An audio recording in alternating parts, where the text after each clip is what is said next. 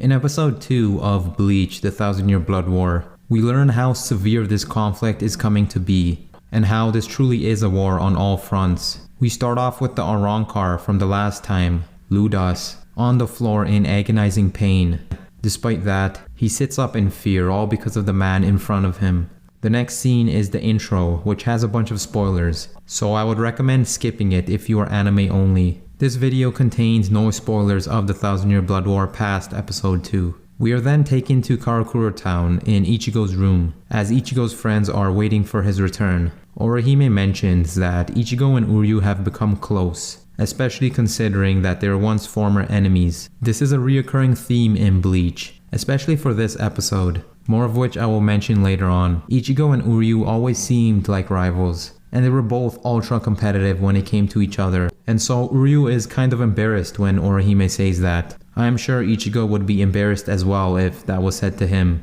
Ryunosuke would get an urgent call from the Soul Society, and they would get briefed by Akon on the current problems. From this scene, we know that the anime is taking a more darker and serious atmosphere, as we missed this lighthearted scene which was in the manga. We are told that 7 individuals infiltrated the Soul Society 57 minutes ago, and 52 minutes ago they had left, killing 1 member, meaning that, in 5 minutes alone, they raised chaos and made their way to Yama. This is far from the worst, as 1 unidentified intruder showed up at the gate guarded by Squad 1, and killed all 116 squad members in 182 seconds. On top of that, this intruder engaged in a battle with Chojuro Sasakibe, who would later perish from his fatal wounds. After that moment, Ichigo, feeling uneasy, would go on patrol, and he would find an old friend, who would fall through a hole in the sky and shoot Ichigo down like a cannonball. This old friend, of course, is Nell, in her child form. She would be in tears asking Ichigo for help with what is happening in Hueco Mundo.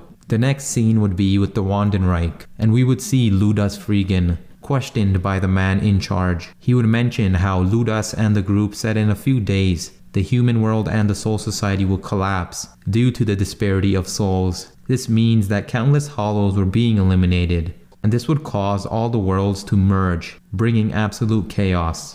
The man would then easily eliminate the terrified Freegan, like he was absolutely nothing. He would then do the same to Eburn, and blow his head up with just a finger. Just as he would do that, he would say, "You shall become the foundations towards freedom." This interaction showed that this man ruled with an iron fist, or finger I should say. He ruled through absolute fear and no remorse. When asked if he is okay with killing valuable assets, like these Arrancar soldiers, he replied by saying he can just get another one. From this, we know that Arrancars are expendable, partly answering the question from my last video. We know hollows are the enemies of quincies, with them having no resistance to their attacks, and so perhaps any form of hollow is heavily despised by the quincy. They are the only race that openly seeks to eradicate them. So that is further proof that this quincy leader does not care about anything that is hollow related. That conversation also shows us that these were the first Arrancars that were added to the Wandenreich. Eburn and Freegan were probably the first Arrancars in the quincy ranks,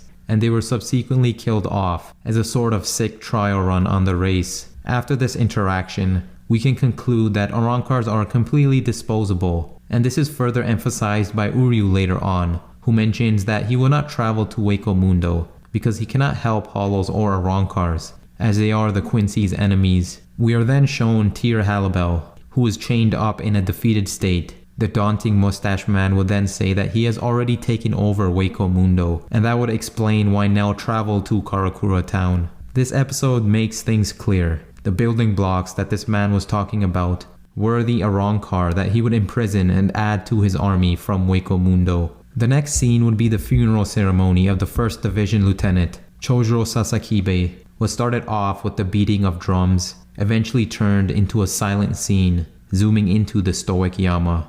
In pitch blank silence, we have a scene of Chojuro bowing down to Yamamoto, as if the last remnants of his soul said goodbye and got down on a knee to apologize for losing. I enjoyed this part, but I thought it was lacking compared to the manga version. In the manga, we had an amazing speech by Byakuya that was great in so many ways. It highlighted who Chojuro was and helped bring in that grieving atmosphere of losing a high-ranking member. It also highlighted the type of leader and noble person Byakuya was, with him knowing such details and being someone to eulogize the death of a comrade. If that speech was added, paired in with this scene, it would have been an incredibly powerful moment. But I guess time constraints left it out, so I can't really complain. We then see a cool movie quality transition, where Yamaseis light the fire, and we are taken to Karakura town, where a fire is lit to cook some food, with Karin and Yuzu chilling in the background. While Ichigo and the gang are talking to Nell and Pesce, we see a scene of what happened in Hueco Mundo. Tear Halibel had become the leader of Hueco Mundo after the events of the fake Karakura town arc, and she would face off against the mysterious, menacing mustache man himself. This was a scene that was anime only, and so we got to see a glimpse of their battle, or rather the end of it. Halibel will get pasted on the wall and witness a glimpse of the tremendous Quincy power. Now, Pesce and Dondachaka would be the only ones left, and in an act of desperation, Halibel would tell them to run. The three would run, and we'd see Halibel consumed by the shadows, which is likely what transported her to the Wandenreich's base. Nell and Pesce would make it out alive, but Dondachaka would get captured. After hearing this, Ichigo and the gang will decide to help out, with Uryu again choosing not to help. You can see the look of regret on Uryu's face when this happens, as if he was in conflict with himself, and it makes sense, especially when you take into account what Orihime said of him earlier. Uryu would tell Ichigo to be careful, warning him of this new enemy, and they would get cut off by Mr. Hat and Clogs, Kisuke Urahara, who would ask if they should arrange a trip to Hueco Mundo. Urahara mysteriously shows up whenever a character is in need, as if he truly knows what's happening everywhere. Keep an eye out for my Camp for Your Own World video on Urahara, which will talk about all that we know of him. While in the Gargancha, Urahara would say that everything that's happening is connected, and it is no joking matter. Every confirmed area we were introduced to had some issues, and it could all be pinpointed to one mysterious group. We then get to see the first look of current Hueco Mundo. The once clear skies and serene sands of Hueco Mundo are now tainted with a dull, ominous green, painted by the countless bloody corpses seeping into the sands, which are ravaged by the bright glowing Quincy flame. It paints a picture of how things are going in Hueco Mundo, and we see the residents of the place enslaved and pushed along by the raging war machine that is the Quincy. As the group decided to save the prisoners, Urahara would note a theme I mentioned earlier, that of Ichigo's former enemies becoming his comrades. The Arrancars, who were once Ichigo's enemies, were now the ones who Ichigo would save. We have seen this with the majority of his allies, even with the Soul Reapers. The next scene will then introduce one of the best done Quincy in Bleach, and one of my favorites. We see a group of prisoners lining up against the wall, and the scene pans to some weird Quincy officer, sitting flamboyantly on a throne. He is given the letter J, and just as the drums start to march and play, we quickly see just the type of person he is. The enthusiastic Quilge states that they will have a selection competition, and he will start by stabbing everyone from right to left. He tells the prisoners that if they want to live, they should go on their knees and beg like they are licking the Quincy's shoes. From there, you can see he is a very tyrannical figure, looking to further demean and embarrass the prisoners, and it just gets worse. Just as a prisoner asks if he would be spared if he joins them, Quilge stabs him and replies that it was all a farce. He then goes on to kill random prisoners, lying about going from right to left as he said earlier. The scene then pans to the Quincy soldiers, who remark that their captain has no intention of recruiting them. All of this shows us that Quilge is an incredibly cruel and wicked person, lying to get their hopes up, embarrassing them any chance he got, and mercilessly slaughtering as many helpless prisoners as he can. Quilge has a pretty funny and menacing look, at least for me. Throughout his design and personality, he is the epitome of an evil Quincy. From the glasses, to the slick hair, to even the flamboyant personality. He is the spitting image of what I would have thought an evil German soldier would have looked like. If Kubo wanted to portray some evil German soldiers, then he hit a home run with Quilge Opie, as this man truly feels like a villain, and an entertaining one in that. As Quilge would continue his slaughter, two prisoners would use this moment to escape from their shackles and confront the Quincy captain. They were, of course, Loly Menolly and Loly Menolly, who both served as Aizen's aides. You may remember the two from the Arrancar arc under Aizen's new army. Both Loly and Menolly have the appearance of female teenagers, and they behaved in the same way in the Arrancar arc, and were known as the two jealous Arrancars who vindictively abused Orihime. Menolly is the more passive one of the two, and Loly is the more aggressive one.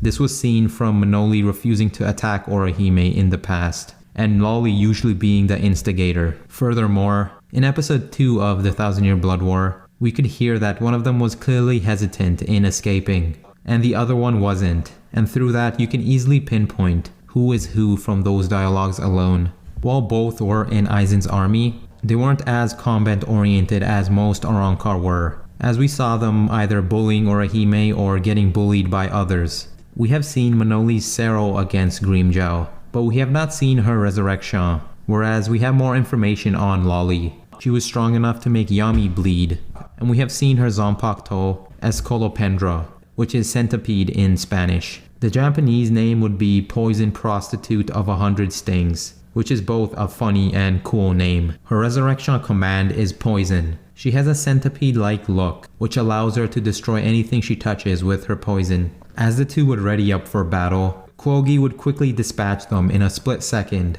using his Quincy abilities to cut Menolly down, while also bitch-slapping Loly with his sword. He would then reveal that His Majesty asked him to bring back only those with guts, and these two passed the test by seeking to rebel and survive. Quilge would tell his subordinates to punish them just enough so that they don't kill them. This makes you wonder, how many Arrancars have gone through the same torture to be slowly integrated into the Quincy ranks? The two Arrancars earlier must have had a similar initiation process as well. As Quilge would try to understand how Aizen recruited such weak beings, you could hear the two Arrancars get beat in the background. Quilge's contemplation would get interrupted by a feminine scream, as if someone was killed. In a few seconds, numerous Quincy would get mowed down, and we'd see some more familiar Arrancars in the Tres Besta, the three beasts, Mila Rose, Sun Sun, and Apache. Despite having his men killed, he would kindly ask who they are, really showing you how kind and gentlemanlike this man was. On a serious note, this shows you how killing, whether his enemies or comrades, doesn't mean much to him. It is not enough to faze him. As for the animations, the Tres Besta looked great in the anime. At first glance, I was like, yo, look at those. Anyways, let's have a quick refresher on the Tres Besta. The group consists of 3 members who were loyal to Tir Halibel as her fraction: Emilu Apache, Francesca Mila Rose, and Cyan Sun Sun. The 3 members all represent animals, with Apache resembling a doe, a female deer, Mila Rose representing a lioness, and Sun Sun an anaconda. Their abilities also reflect their animals, as it does with most Arrancar. Apache's Zanpakuto takes the shape of a chakram that she can throw, and this is what we saw ripping Quincy apart before their introduction. Her resurrection command is thrust, and this gives her a deer-like form. Apache's Seros are stronger in this form. Mila Rose's Zanpakuto is a broadsword, and her resurrection command is devour, which gives her more of an Amazon warrior look. This changes her armor, gives her lion claws, fangs, as well as a golden lion's mane. This increases her strength in combat. Sun Sun's Zanpakuto is a Sai, and her resurrection is strangled to death, which gives her a more snake-like appearance. This allows her to summon snakes from her sleeves. The main quality of these 3, other than their loyalty to Halibel, is that they are constantly arguing with each other. Ironically, it is only when they work together that they are at their best. By sacrificing their left arms, they can form a Chimera Hollow in Ion. Ion is a powerful being that operates on its own mind, and we saw its amazing power in the fake Karakura Town arc, but it was later disposed of easily by Old Man Yama. Let's get back to the anime. Nell will tell Ichigo about the 3 Arrancars, and it would cut to their battle with the Quincy's, with Apache sneezing out a Sero. This is something we often see in animes, as an old saying goes that you sneeze when someone talks about you. In this case, it was Nell. Apache would later ask Mila Rose if she was talking about her behind her back, and this is what that conversation was referring to. While the Tres Besta rip apart the Quincy henchmen in devastating fashion, they argue with each other in true Tres Besta fashion. But a common enemy and goal is the one thing they can agree upon: destroying the Quincy invaders and saving their queen, their leader, Tyr Halibel. While this is happening, this sick man is just watching his subordinates get torn to shreds while kind of enjoying it. Quilge would then ask them to surrender and join the Quincy, but after they disagreed, we'd see the first hint of negative emotions on Quilge's face. Meanwhile, we see a meeting of the Gote 13, which is the first time we ever see them all together.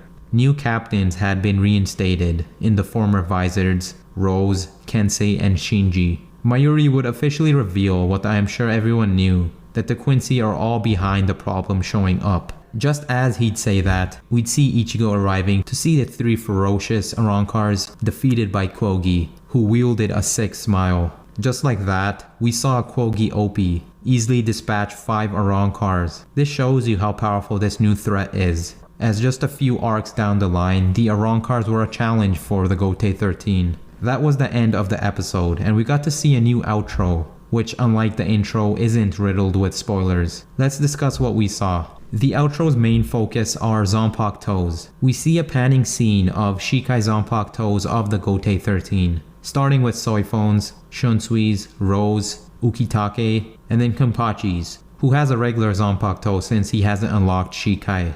We then see a normal Zanpakuto, followed by Kensei Shikai, another normal Zanpakuto, and then Mayuri Shikai. Next would be Shinji Shikai, Byakuya Shikai, and then Toshiro Shikai, which I completely forgot he had, since he is always going straight into Bankai. We would have a final Zanpakuto near the end. There were 3 Zanpakutos that were hard to differentiate, and they were perhaps from the remaining members of the Gote 13, Komamura, Unohana, and Head Captain Yamamoto. The next few scenes would have Zanpakutos stuck in the ground, surrounded by destruction, perhaps representing the fallen souls of a destructive war. The Zanpakuto of the slain Shinigami. The last scene is of a Zanpakuto perched on top of a bunch of Gote 13 cloaks, with the Zanpakuto of course being Ichigo's signature Shikai. There could be a deeper meaning to this scene. At first glance, it makes you think that perhaps Ichigo could be the reason for the Soul Society's downfall, with his Zanpakuto slicing through all the captains' cloaks.